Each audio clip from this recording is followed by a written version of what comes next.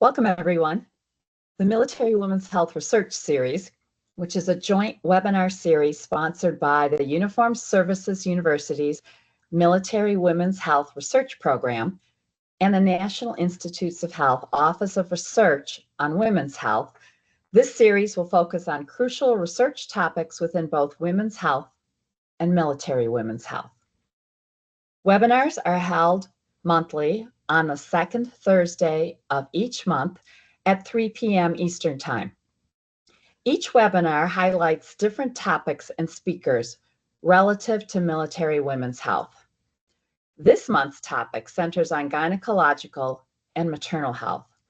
Next month, the September 11th webinar will be focused on musculoskeletal and bone health.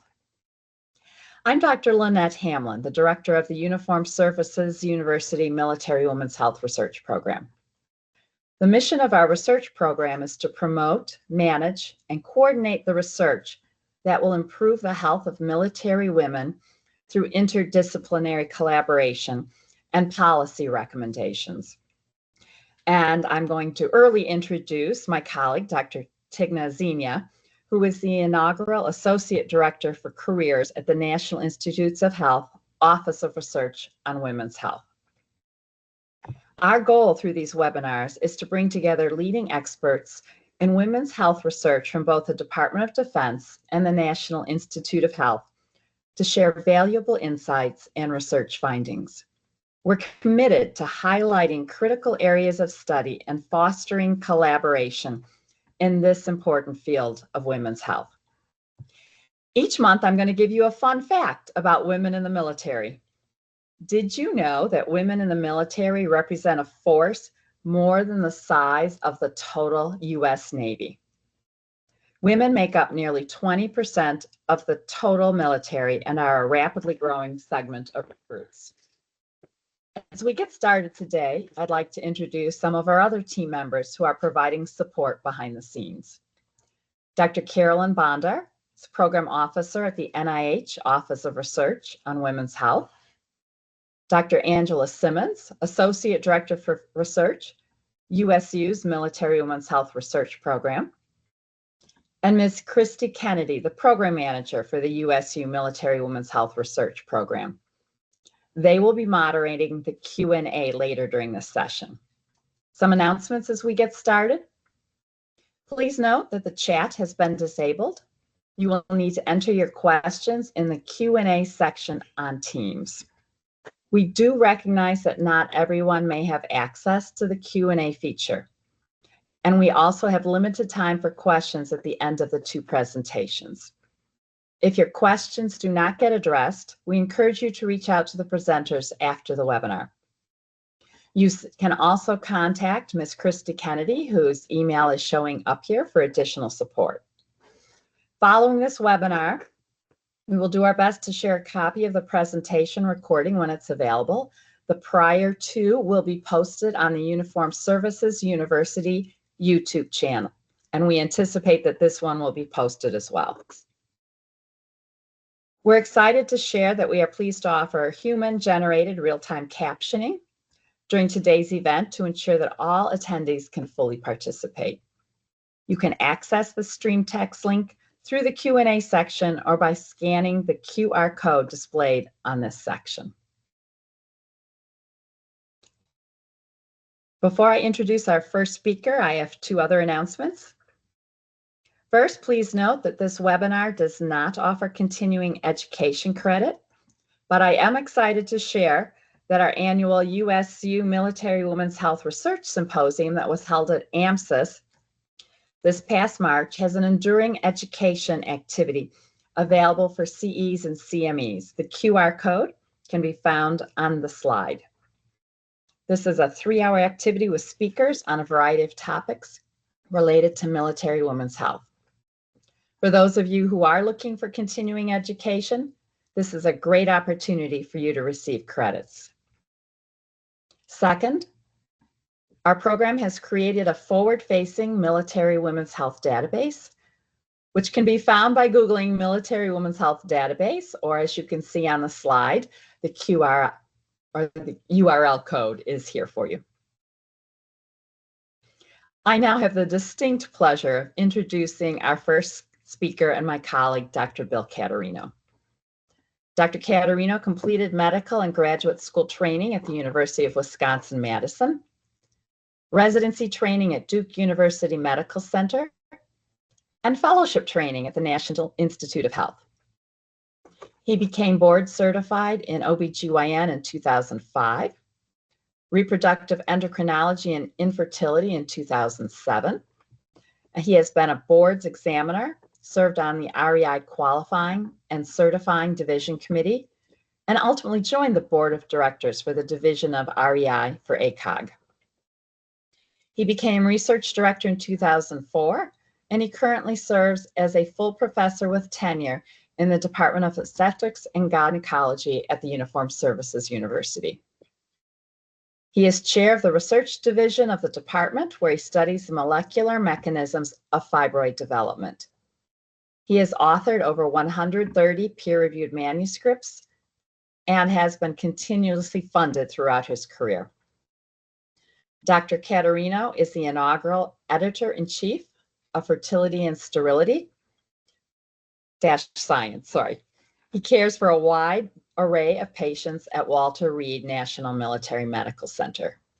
His presentation is titled Interventions for Improving Uterine Fibroid Pain in the Department of Defense and Veterans Administration. Please join me in welcoming Dr. Thank you so much. I really appreciate it. I appreciate the opportunity to be able to present and discuss some of the data that we have collected. I'd like to thank personally the Military Women's Health Research Group, and as well as the Office of Women's Health Research at the National Institutes of Health, and all the people who have come here to listen. I really appreciate your interest. Can we go on to the next slide, please? So I'm going to be talking about learning objectives. There's quite a bit that I'm going to cover. It's going to be relatively superficial, so I encourage you not only to ask questions within this forum, but as you develop questions or you feel like there are areas that I didn't give enough time to, please feel free to reach out to me directly. I'll be happy to talk with you and make sure that I have fully answered your questions. Next slide. So the first question is, what are uterine fibroids? And it's important to be aware that a lot of the education or teaching we get often doesn't highlight the fact of uterine fibroids. Those who've had an education of obstetrics and gynecology are familiar, but those maybe who haven't are not as aware, but these are very common, and we'll talk about how common these tumors are. And they're can result in a wide array of symptoms, including menorrhagia, heavy menstrual bleeding, pelvic pain, pelvic pressure, infertility, miscarriage, a wide array of different problems. And as you can see here in both the cartoons drawing on the upper left, as well as the various either laparoscopic image in the upper right, pathologic images, or surgical specimens, you can see that fibroids can come in different numbers, different shapes, and arise in different locations within the uterus, thereby causing a wide array of different symptoms. Note particularly in the upper right, for if you can see the uterus above that little stick, black stick, and that fibroid that's just right there. These fibroids are about the density of a Super Bowl, very hard. And you can imagine the compressive force that that can have on surrounding tissues. And we're going to address some of those issues in just a moment. Next slide, please. So along with my collaborators, one issue that we identified was that women in the military with a diagnosis of depression or post-traumatic stress disorder were more likely to have symptoms, particularly symptoms associated with pain, with uterine sizes that are much smaller. And the question that my collaborators are actively working at this moment to address is whether that pain is unique to the fibroid or a combination of the pain associated with the fibroid and the depression or post-traumatic stress that is involved. Noting the fact that women who undergo a surgical intervention to treat those fibroids still have a high failure rate and continued pain after surgery. Next slide, please. I'd love to present complete data, but we're in the process of collecting it now. As you can see, we're moving along, reaching our target enrollment and our target interviews, such that we hope to be able to present in the near future the result of these findings and ultimately publish them for everyone so that we can better understand the impact that surgical intervention and that the depression or post-traumatic stress disorder has on the associations and relations to pelvic pain and suffering by active duty military women. Next slide, please. This data, now relatively old, but I think it well represents a lot of the issues related to uterine fibroids. If we look at uterine fibroids in an active duty population, which again are typically younger women in their early reproductive years, what you'll first notice, and drawn in the red line, is that women of African descent have an increased risk of the development of uterine fibroids. But as you can see, every racial or ethnic group that was studied all have an increased risk with increasing age. So this is not simply a disease of a specific racial ethnic group. All women are at risk. Next slide, please. And this is next slide. This is well documented when you look at the cumulative incidence, meaning how many women by the age of 50 or roughly the end of the reproductive years, how many women are ultimately going to be diagnosed with uterine fibroids. And you can see that for women of African descent, you're looking at approximately 80% of all women of African descent can have ultrasound or MRI identified fibroids by the end of reproductive years, but women of Caucasian descent are around 70%. So these are very common. Now, approximately 1 in 4 of them will have symptoms significant enough to warrant clinical intervention. And I phrase it that way on purpose. It doesn't mean that the other 3/4 are without symptoms. It simply means that they are either unaware that they may be able to obtain benefit from intervening, or that they're addressing it in some other mechanism such that they are not directly interacting with their clinical resources so as to address these issues. Next slide, please. So when I first started, one of the questions that we had, and I want to highlight this central point, which is that fibroids are mostly made up of this excessive and aberrant scar tissue. In the upper left panel, you'll see the blue staining represents kind of that fibrosis surrounded, which gives fibroids its name. The pinkish or brownish pink color represents more cellular type material. You'll see in the upper left, you see a lot of blue, and the upper right, you see some blue, but it's surrounding bundles of cells. And these are muscular cells as part of the normal myometrium, normal muscle of the uterus. And so it allows for coordinated contraction, and that blue tissue represents something for those muscles to hang on to coordinate the contraction. Whereas with the fibroid, you see most of it is related to scar tissue that's surrounding it. If you look at the electron microscopy, again, the lower right, you see well-organized collagen fibrils moving in a specific direction, whereas with the fibroid lower left, you see that they're widely spaced, you see that they're disorganized. So the disease process in which we describe uterine fibroids is defined by a lot of this excessive aberrant extracellular matrix or fibrosis. Next slide, please. The big issue when you're looking at pain, when people do clinical trials, particularly when drug companies are specifically looking at specific interventions, the challenge is that they typically want to have something that is quantifiable. And so they often select patients on the basis of whether they're having heavy menstrual bleeding, because you can quantify heavy menstrual bleeding in some mechanism. The challenge is that because we can't do the same with pain, a lot of the clinical trials don't really focus on pain. However, even in a scenario where there's a clinical trial that's specifically identifying heavy menstrual bleeding, about half of the patients still present with menstrual pain and 1/4 present with non-menstrual pain. So these symptoms come hand in hand. You got heavy menstrual bleeding, and you also have menstrual pain or non-menstrual pain associated with uterine fibroids. When you treat them, you also see a decrease in this pain. So the use of an oral GnRH antagonist or really other interventions, you see a decrease. So it is pain that is coming from the presence of uterine fibroids, which leads to some clear and interesting questions. Where is the pain coming from? Is the pain due to the fibroid, as I showed in that panel, where it's a large mass, it could potentially be pushing on something and causing a compressive pain?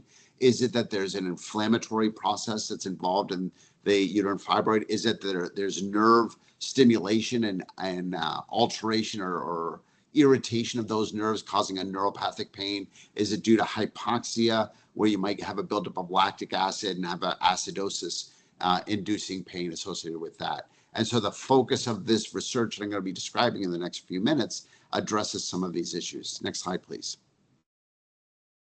The big challenge that we had is, how do we study this? When I first started in this field, the only way that we could evaluate uterine fibroids was go to the operating room, obtain a hysterectomy specimen, section it, take a fibroid, take normal uterine tissue, and stain it for whatever protein, see that it's up or down. If we wanted to look at something else, have to go back to the operating room. Then you have variations in patients, variations in fibroids. So one of the things that we had to do was first develop model systems to study uterine fibroids.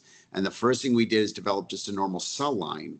The problem with developing a cell line is that they don't grow very quickly. In fact, the first cell line that was ever created, the NIH3T3 cells, were fibroblasts. And fibroblasts grow much faster than leiomyoma cells. And if you're not careful, you can just keep growing fibroblasts, such that pretty soon all you have are fibroblasts. So we had to be very careful in how we developed our culture systems to have fibroid and then patient-matched myometrium. We also had to identify, how do you molecularly define a fibroid? And we identified on the left-hand table that you see, we identified specific genes and proteins that are consistently altered in fibroid cells and fibroid tissue compared to myometrial tissue. Collagen 1A1, Versican, fibronectin, dermatopontin, fibromodulin, TGF-beta3, all of these are consistently altered, which allows us to then say, are we seeing this when we make our cultures compared to tissue?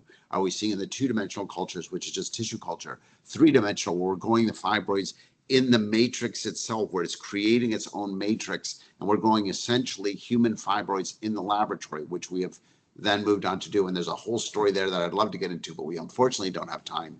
And then ultimately, can we place these tumors in a live model system like the mouse to be able to grow human fibroids in the mouse so we can better study them in vivo?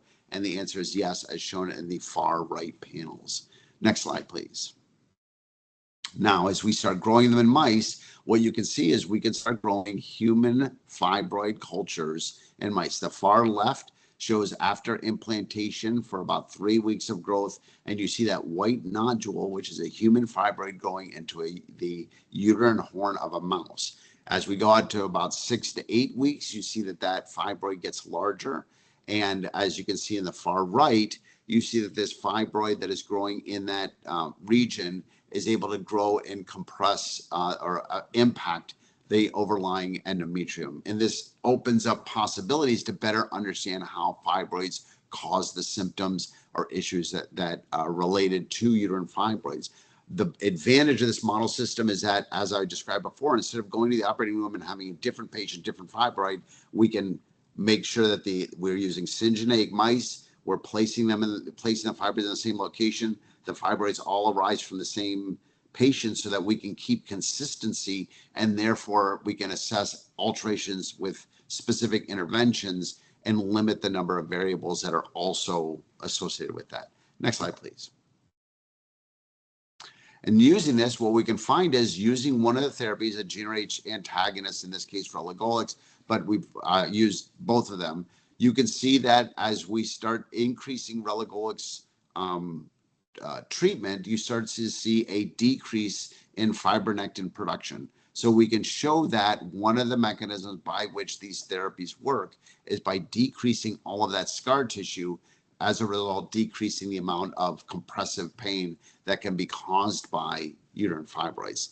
Next slide, please.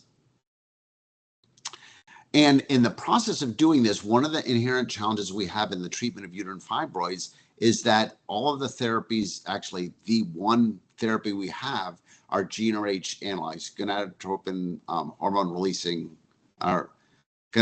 hormone releasing protein. The challenge with that is that it decreases estrogen, progesterone production, and ultimately results in a hypoestrogenic state. Women end up having hot flashes, they end up having bone loss, and in fact, the current oral therapies are limited to 24 months of therapy because of these issues. What would be great is if we can identify novel therapies that avoid these symptoms. And ideally, it would be a therapy that we could use early on in the process so as to make sure that a woman never has symptoms associated with the fibroids. So for example, as a clinical analogy, we have a 24-year-old woman who has a 2-centimeter fibroid, completely asymptomatic, no problems, but her mother, her sister, her aunt all had hysterectomies in their 30s because they all developed significant disease associated with the uterine fibroids. How do we treat this patient? We can't really give her GnRH analogs because she's asymptomatic and we know the therapy is going to cause symptoms. We can't surgically intervene because we know the surgery is going to cause problems and she is currently asymptomatic. What would be great is we can come up with some sort of oral treatment that is essentially a nutritional supplement, something that she can take either as a capsule or add to her food that is very commonly used and has an effect. We decided to focus on curcumin because curcumin had a lot of properties that would potentially impact uterine fibroids. The challenge is that it has relatively low bioavailability. Next slide. And this creates some of the problems associated with all nutritional supplements. As you can see here in the upper left, I show you how much one of the compounds that people are looking at, for example, is vitamin D.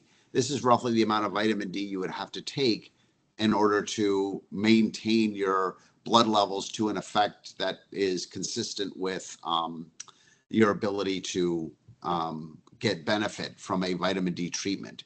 And the right panel, that's roughly the amount of tea that you would have to drink to get enough EGCG to have significant blood level effects.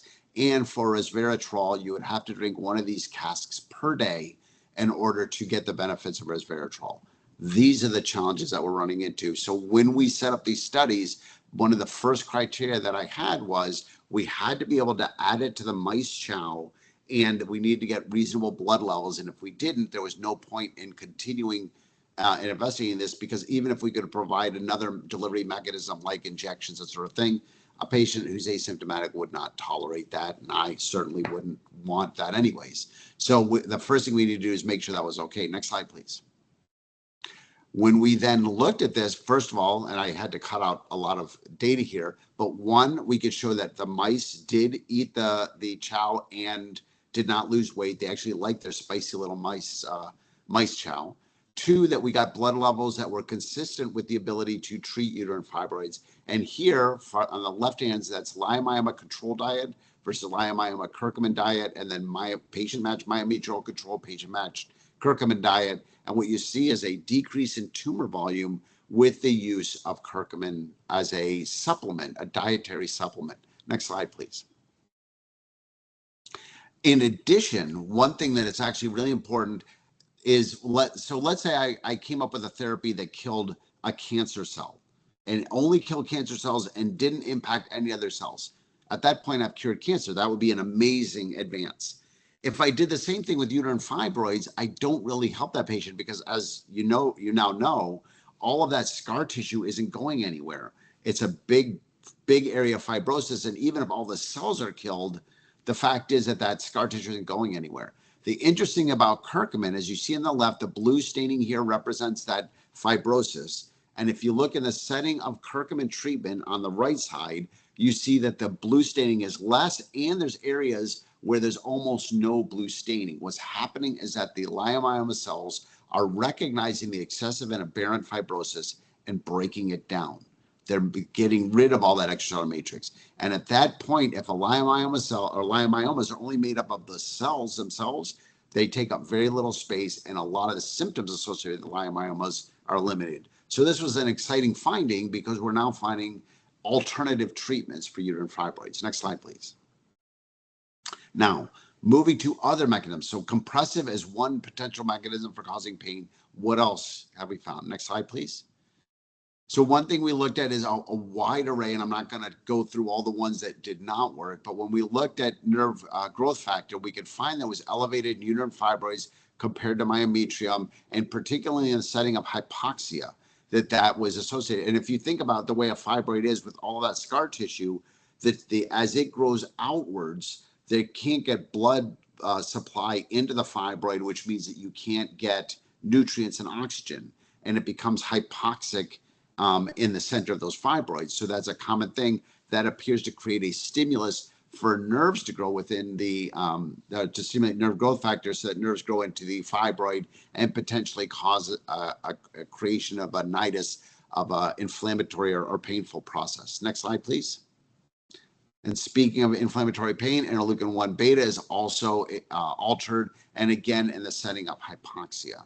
So it's important to recognize that there is an area where hypoxia is combined with these inflammatory and neuropathic markers to create the potential for inflammatory process. Next slide, please. So in summary, patient fibroid pain can motivate early hysterectomies and dissatisfaction with those hysterectomies and post-surgical outcomes. And we're going to have specific data in the near future discussing the direct impact of these interventions and potentially better ways of addressing this patient population. That compression, hypoxia, inflammation, neuropathic pain are plausible mechanisms for causing fibroid-induced pain, which allows us to be able to target those and better address some of those issues that these patients are suffering from.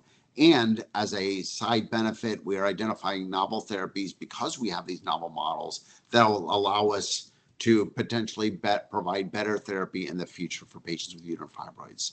And with that, I'd like to go ahead and stop. I'll be happy to answer any questions at the end of this program, and I'd like to thank you very much for your attention. Thank you so much for that wonderful talk. And yes, as I stated, put your questions in the Q&A and we'll do questions at the end. And right now, I'd like to ask Dr. Tigno to proceed with introducing our second speaker. Well, thank you very much for that outstanding presentation, Dr. Caterino. It was really amazing. So I am Senia Tigno. I am the Associate Director for Careers of the Office of Research on Women's Health, or ORWH.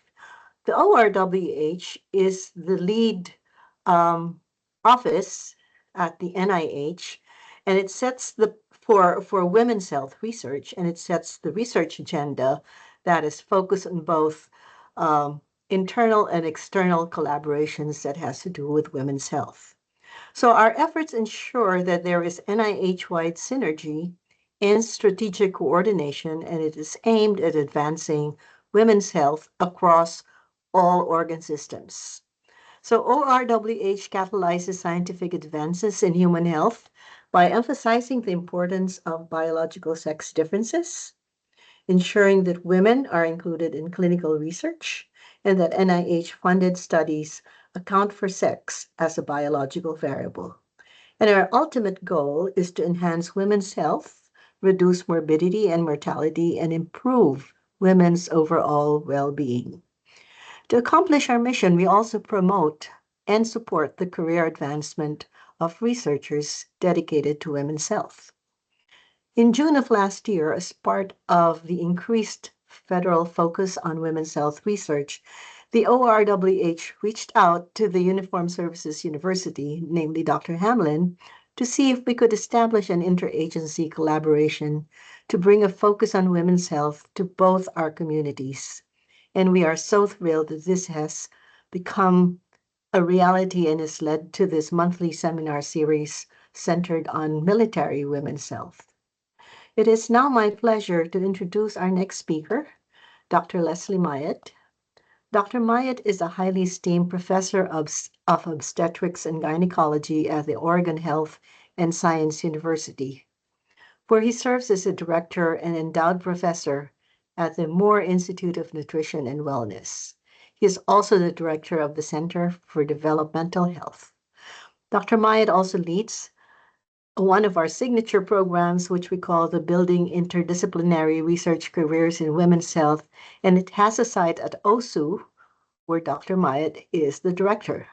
Dr. Myatt's research is dedicated to the application of basic science for the prevention of adverse pregnancy outcomes, and his work spans several critical areas, among them investigating the effects of obesity, gestational diabetes, and sexual dimorphism on placental function and fetal programming.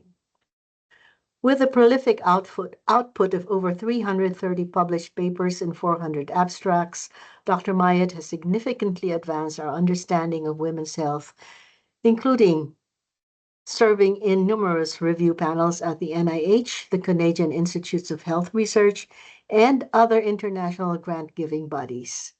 In recognition of his exceptional contributions in 2013, he was appointed a Fellow of the Royal College of Obstetrics and Gynecology. So please join me in extending a warm welcome to Dr. Leslie Myatt. Thank you. Thank you, Dr. Tino, for the very kind introduction. Hopefully you can see the correct screen. Can we see the right one there? Looks great. Okay, thank you very much. So first of all, let me thank you for the very kind invitation to come along and talk to you all today. And I say this because in my youth, before I became a scientist, I was actually in pilot training in the Royal Air Force. So I have a lot of empathy with the audience today. So I'm going to talk about placental function and outcomes and the influence of fetal sex in the maternal environment. And of course, now it will not advance. Sorry. Let's just. Okay, so it looks like I'm stuck here. Yeah, my apologies.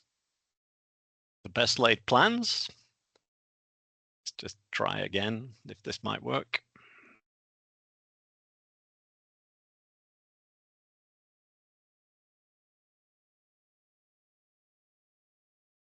Okay, it seems that we've got a technical problem. My apologies. This worked perfectly when we were starting, but can we go? We see now, everybody? Yep. Okay, next slide then, please. So the placenta is, I call it the center of the perinatal universe. It sits between the mother and the fetus. It is a fetal tissue, and it's an organ that arguably is the most important organ we ever had. It made us all what we are today, and yet very few of us, if any, remember our own placenta, and I think very few, if at all, actually have seen our own placenta. But it sits, as I say, between mother and fetus, engages in a two-way dialogue. Everything the mother wants to give to the fetus has to go through the placenta. So the placenta is exposed to what we call the maternal exposome. So all environmental contaminants, nutrients, et cetera, go through the placenta to reach the fetus. Next slide, please. So I call it the director of pregnancy as well. It's small but mighty. And if you want any just single example that to me illustrates how important the placenta is, it's second only to the brain in the number of gene transcripts it expresses. So if that doesn't make it important, nothing else is going to do. And it's also not simply a conduit through which compounds and nutrients, etc., from the mother reach the fetus. It actually actively regulates maternal metabolism, tells the mother what nutrients to supply and increased amounts of nutrients to supply to the placenta to support fetal growth and development. And it then takes up, transfers, sometimes store those substrates to buffer transfer, but actually gives it to the fetus. And at term, the fetus is 6 to 7 times bigger than the placenta, and yet placental metabolic activity is 6 times higher per unit weight than that of the fetus. So it's small but mighty, as I say. And if you do the mathematics, that means that half of the oxygen and nutrients that reach the pregnant uterus are actually going to be consumed by the placenta, and the rest is perhaps what's then available for the fetus. It consumes all this oxygen and nutrients to provide energy for its considerable anabolic activity. So the placenta makes ATP, which drives cellular processes, and it makes this in the mitochondria. And it's a veritable factory for peptide and steroid hormones. It makes gram amounts of hormones every day that it releases to the mother and the fetus. And it also needs this energy to power all the transporters on its surface that transport nutrients from mother to fetus. And it's been shown that in the sheep placenta, for example, the sheep placenta consumes half of the oxygen and 75% of supply to the uterus, and that hence may limit fetal supply. And one might actually think about the selfish placenta in some settings. However, I think that's perhaps a misnomer, because we know that there is placental adaptation. And in this case, I'm going to talk about metabolic flexibility, the ability to move between use of different substrates as a placental adaptation that occurs to try and ensure fetal survival in adverse conditions. And the adverse conditions I'm talking about here today are obesity and gestational diabetes. Next slide, please. So this is what a placenta looks like. In the center there, we've got pictures of the placenta following delivery at term. At term, it weighs about 1.5 pounds or 650 grams. You'll see the umbilical cord and the vessels divide over the fetal side of the placenta, and then they dive through the surface into the placental tissue itself. And if we look at the bottom picture, we're looking there at the maternal surface of the placenta. You can actually make out lobules or cotyledons, which are distinct functional units of the placenta. In the top right, you'll see that the fetus obviously grows much faster than the placenta, and at term it's about 6 to 7 times bigger than the placenta itself. And that means that the placenta has to increase its efficiency, its ability to support this fast-growing fetus. It's worth noting that a placenta in the first trimester is not just a miniature version of a placenta at term. It's constantly evolving, changing its size, its shape, its structure as it goes through pregnancy to increase its efficiency to support that growing fetus. How does it do this? So bottom right, the volume of villus tissue, the placental tissue itself that's occupied by fetal vessels, increases dramatically, such that probably about 30% of the volume is occupied by fetal vessels at term. The trophoblast surface area, so the tissue surface area of the placenta, actually increases such that at term it's 13 square meters. So that dinner plate sized placenta actually contains 13 square meters of surface area. To give you some indication of what that is, 13 square meters is about the size of a parking spot. Also, the thickness of the tissue layers decreases and the maternal fetal diffusion distance decreases, all to make transport of oxygen and nutrients much easier. So this is how the placenta increases efficiency throughout gestation. Next slide, please. So here we have a cross-section of that placenta when it's attached into uterus. So it attaches to the uterine wall at the bottom, and that's to access the maternal blood through the endometrial vessels. And if you look on the fetal side, there's 2 umbilical arteries, 1 umbilical vein. They run along the fetal surface of the placenta, then they dive through into the placental tissue itself, and they undergo what's called branching angiogenesis and form these villus trees. And they do actually look like trees.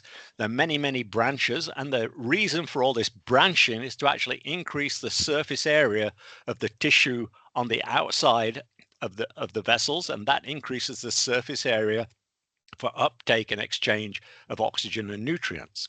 The maternal blood enters this intervillus space, which you can see there in the light blue, and actually bathes the surface of this villus tree with maternal blood, and then you get transfer of oxygen and nutrients across into the fetal blood. Next slide, please.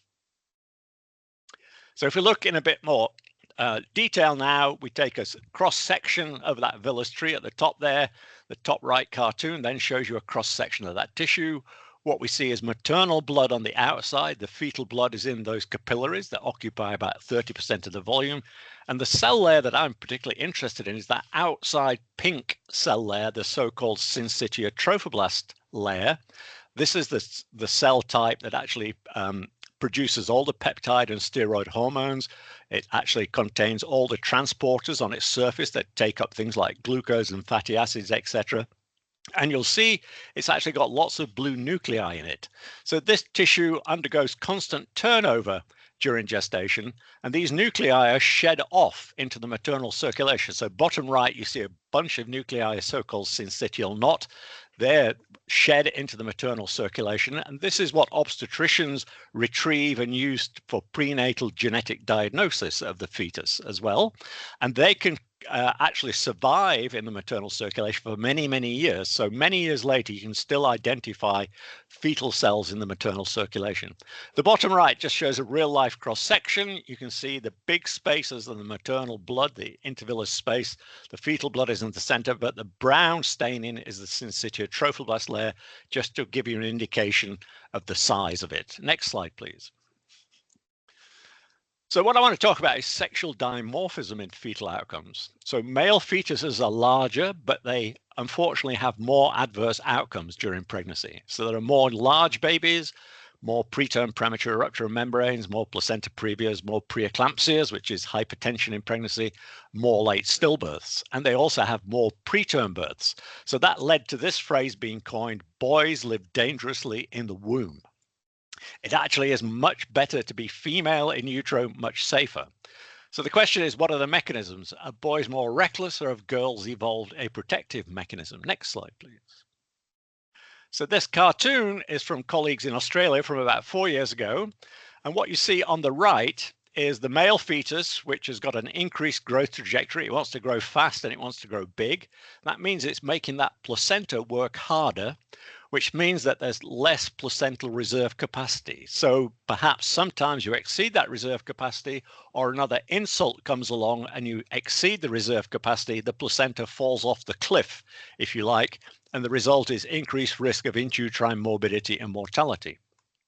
By way of contrast, on the left, the female fetus has a much more conservative growth trajectory. That means it's living well within that placenta's means, if you like. That placenta is well able to handle that fetal growth. That means there's more placental reserve capacity. If a stressor comes along, that placenta can cope with it. The net result is increased survival. Next slide, please. So what's the evidence that there's also sexual dimorphism in placental function? So we've known for about 15 years now that there are differences in gene expression between male and female placentas across the entirety of gestation. And of particular interest, immune genes, for example, expressed at much higher levels in female placentas than male placentas. And the work of ourselves and many other groups has shown that inflammatory responses, response to hypoxia, programmed cell death, or apoptosis and autophagy are different, that expression of antioxidant defenses and defense enzymes are different, lipid uptake metabolism is different, response to adiposity and inflammation is different, and recently people have shown that expression of microRNAs, which are small RNA molecules that regulate gene expression, are different. So many examples now of differences in gene expression and placental function. Next slide, please. So what I want to also think about is the maternal metabolic milieu of obesity and gestational diabetes, mellitus, as the adverse pregnancy conditions. So about 40% of women of childbearing age in the United States are obese, and that's defined roughly as a BMI greater than 30. About 9 to 10% of pregnant women, and an increase in proportion every year of pregnant women, develop gestational diabetes. And obesity actually begets gestational diabetes. And both conditions are associated with adverse pregnancy outcomes. And what we see with GDM, actually also with severe obesity in pregnant women, is insulin resistance. We see hyperglycemia and hyperlipidemia. So they have more glucose in their circulation, more fatty acids in their circulation. This causes inflammation and oxidative stress in many tissues, including the placenta. And there's another twist here of sexual dimorphism, is if you're pregnant with a male, you've got an increased risk of developing gestational diabetes, and you have poorer maternal pancreatic beta cell function, i.e. your insulin production is wrong. And this may be again linked to this increased demand for by the male fetus for growth. It wants more nutrients as well. So the question we began to ask, is there metabolic reprogramming in the placenta? And I'm particularly focusing on that outside syncytia trophoblast cell, the one that produces all the hormones and needs all the energy, etc. And are there changes in cellular bioenergetics, the function of the mitochondria to adapt to these two different environmental conditions? And we draw parallels with cancer, where in cancer, rapidly growing cells show the Warburg effect, where their mitochondrial respiration decreases and they switch to glycolysis to generate ATP, although glycolysis is not as efficient as mitochondrial respiration. And we also ask, are there sexually dimorphic responses? Next slide, please. So this is work we did in San Antonio about 14 years ago, where we looked at the effect of increasing maternal BMI on syncytia trophoblast mitochondrial respiration. And what we did was collect placentas from 33 women with either a male or female fetus, open circle, closed circle, across a range of maternal BMIs from about 18.5 to 45. If you look at the top left, first of all, basal respiration. So this is just oxygen consumption by mitochondria as they're just sitting there in a dish, in these syncytia trophoblast cells in a dish. And between BMI of 18.5 and 45, mitochondrial respiration decreased by about 50%. Similarly, ATP-coupled respiration decreased significantly across the BMI range, and maximal respiration, that's your ability to increase your respiration in response to stress, that also decreased by about 50%. And we also added on top of this a series of experiments where we took syncytial trophoblast from women who delivered and they'd had type A2 gestational diabetes mellitus. So that's the more severe form of gestational diabetes where you need insulin or other medication to control it. And what we found there was a further significant reduction in mitochondrial respiration on top of the effect of obesity. So that made it even worse. Next slide, please. So what are the clinical implications of this? Well, during our experiments, we actually studied placentas from obese and GDM pregnancies that went to term with good outcomes. So these fetuses were fine, they grew normally, etc., etc. However, mitochondrial respiration was severely compromised by the adiposity and the type A2 gestational diabetes. So the cynic might say, well, Dr. Myatt, does compromised mitochondrial respiration matter? Is there sufficient placental reserve to get around all this? But there again, what might happen if there's an additional insult or the reserve is exceeded? And we thought at the time, could this be associated with stillbirth? Next slide, please. So this graph shows you the risk of stillbirth by gestational period and BMI. So the x-axis is the hazard ratio for development of stillbirth relative to stillbirth in women of normal lean weight.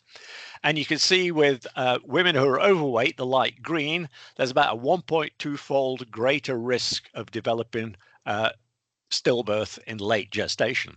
But as your BMI increases from class 1, class 2 to class 3, you see a dramatic increase in late stillbirth, about 3-fold greater. And in that group where the BMI is greater than 50, you see it goes up very dramatically. It could be 8 to 9-fold greater in late gestation. So we see an association between stillbirth and BMI, and we see this association between BMI, GDM, and mitochondrial respiration. So we think, these late stillbirths might be due to the placenta falling off the cliff in some of these pregnancies. Next slide, please. So I apologize for this somewhat complicated slide, but this really then goes to our investigations of, can the placenta show metabolic flexibility? So as I said, the dogma for many years was that in the middle there, glucose taken up by glucose transporters undergoing glycolysis, feeding down to the TCA cycle, the electron transport chain in mitochondria generated ATP, which drove placental function, and that glucose was the major source of energy in the placenta and fetus. But we now know that fatty acids can also feed into the TCA cycle to generate ATP, as can amino acids such as glutamine. So we began to ask, can these placentas from obese and GDM pregnancies switch between the use of these different substrates? For example, we know that glucose is higher and fatty acids are higher in the setting of obesity and GDM. How do we do this? Next slide, please. You'll see there are 3 specific inhibitors we can use for these 3 different pathways. If we use them alone in combination, we can dissect out the contribution of each nutrient to overall ATP generation. Next slide, please. So this is the data just showing you for use of glucose. So on the left-hand side are the female placentas, the right-hand side, the male placentas. The 3 boxes in each color are lean, obese, and type A2 GDM placentas. If we look at the blue, first of all, dependency. So this is the dependency on glucose for resting mitochondrial respiration. Okay, and you can see in the females about 30% of oxygen consumption is burning when glucose is burnt, but it doesn't change going from lean to obese to GDM. Whereas in the male, there's a significant increase. So the more glucose you give it in obesity and GDM, the more it uses. If we then look at green, which is capacity, this is the ability to use glucose when you block the 2 other pathways. So can it switch to using glucose solely? And you can see in the female, yes, it does. It goes up to about 50%, and it will actually increase significantly between lean, obese, and GDM, whereas in the male, it goes up, but it doesn't change with the 3 conditions. Then the orange is flexibility, which is an indication is capacity minus dependency and its ability to switch between the fuels. So again, you can switch in the female, but no difference in the three conditions. Whereas in the male, yes, you can switch, but the flexibility goes down with increasing adverse condition from obesity to GDM. So the flexibility is compromised in the male placenta. And the data looks exactly the same for glutamine and for fatty acids. So male trophoblast shows decreased metabolic flexibility. Next slide, please. So my final two data slides, this is some proteomic analysis we've done when we measured 3,000 proteins in placental tissue from lean, obese, and GDM pregnancies. And you can construct then biochemical pathways that are affected and differences between the conditions, and you get this wonderful little heat map. So darker red means things are upregulated, dark blue things are downregulated. So in this male placenta, you can see a whole host of pathways that are upregulated. And I started a few of them, which is inflammatory responses, antioxidant responses, etc. So things to do with inflammation, and a whole host of pathways that are downregulated, which are due to do with RNA processing, ribosomal synthesis, protein translation. So maybe these are related to the protein synthesis that occurs in the placenta. And interestingly in this, you see no difference in the left-hand column, which is A2-GDM versus obese. In contrast, if you do exactly the same experiment in female placentas, next slide, please, you see very few pathways that are affected by the effect of obesity and GDM. We see a few that are increased mildly to do with extracellular region, extracellular space, that's signal transduction on the outside of a cell, and some that are downregulated, including, in this case, glucose metabolic processes. So we think maybe this is something to do with the insulin resistance, hyperglycemia, etc. But again, stark differences between male and female placentas. Next slide, please.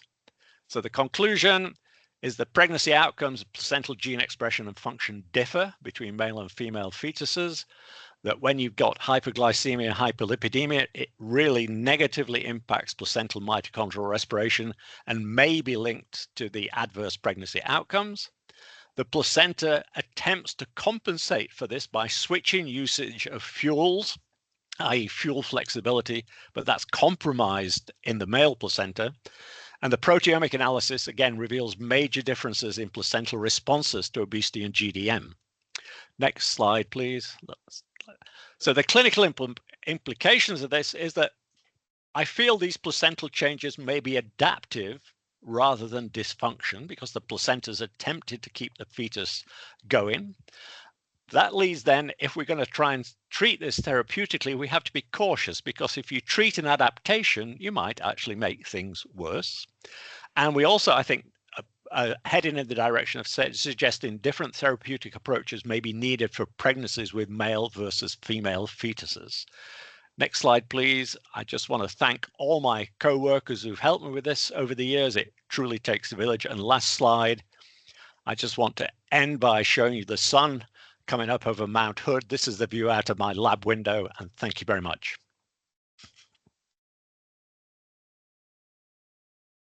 Thank you so much. That was wonderful. You're getting a lot of applause. Thank you. So, wow, that was incredible. You can stop sharing your screen so that we can see you both. Yeah.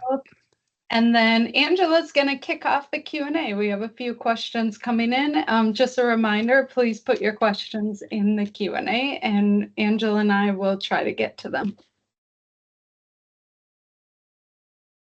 Okay, thank you both for a great presentation. Our first question says, I'm curious if you've also looked at, this is for Dr. Catharino, if you've also looked into the stiffness of fibroids and how it relates to pain. I imagine the stiffer fibroids might lead to more compression-related pain. An excellent question. Actually, several groups are looking at specifically the impact of stiffness.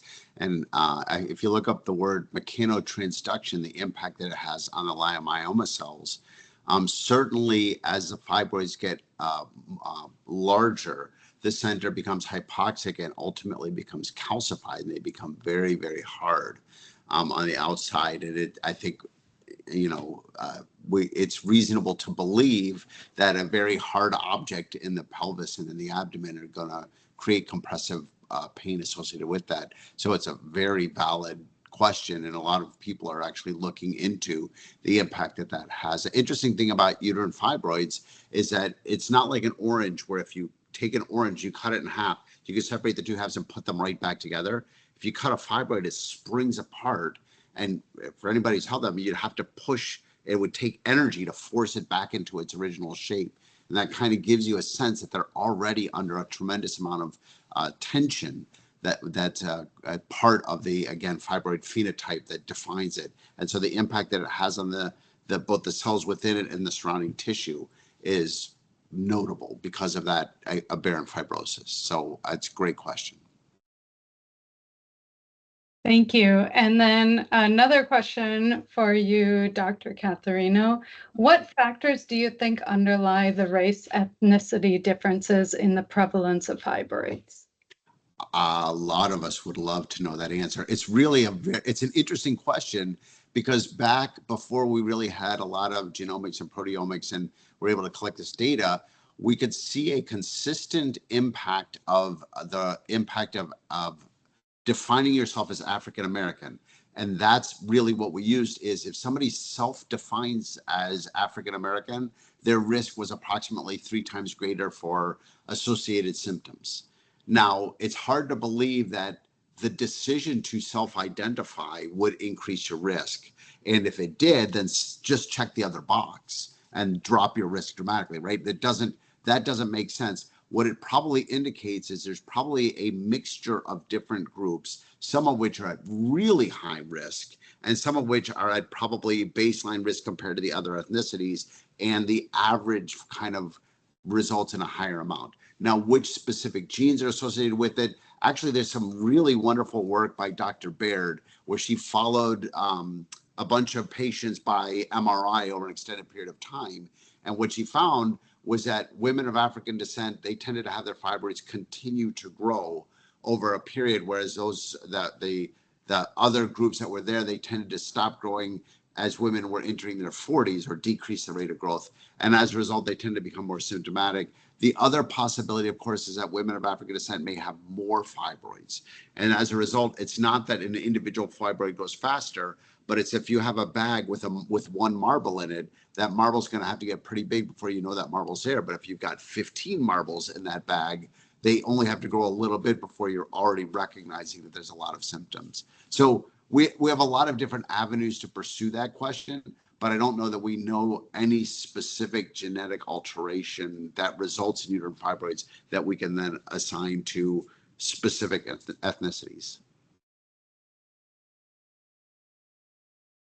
Thank you. I think we have time for just one more question.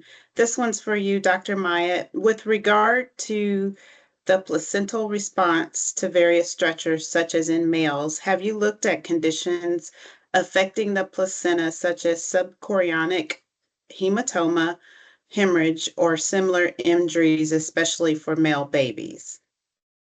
Well, specifically, I haven't actually done that.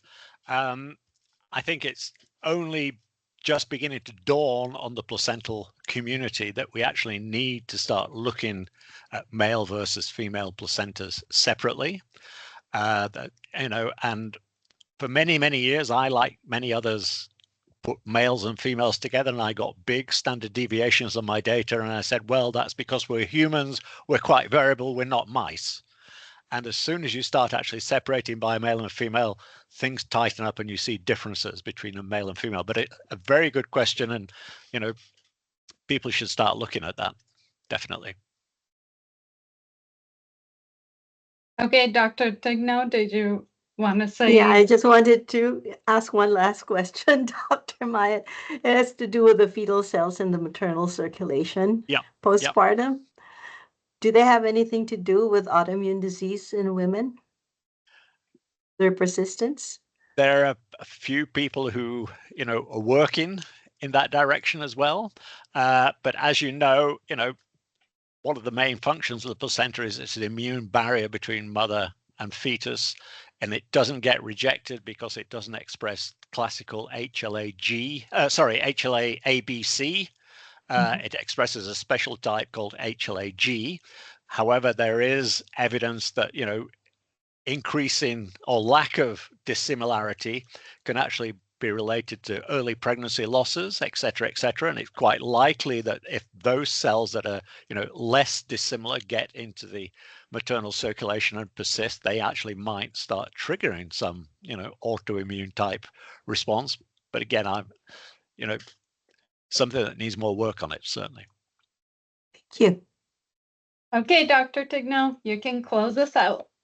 Well, thank you everybody for joining us this afternoon. And as you know, every month we have these seminars. The next one is projected there on your screen, and we would really be thrilled if you could attend the seminar again, and we will continue to bring you more and more interesting topics as the year goes by. Thank you both, Dr. Catharino and Dr. Myatt, for your very interesting talks. Thank you very much. Thank Bye. you. Bye. Thank you. Thank you.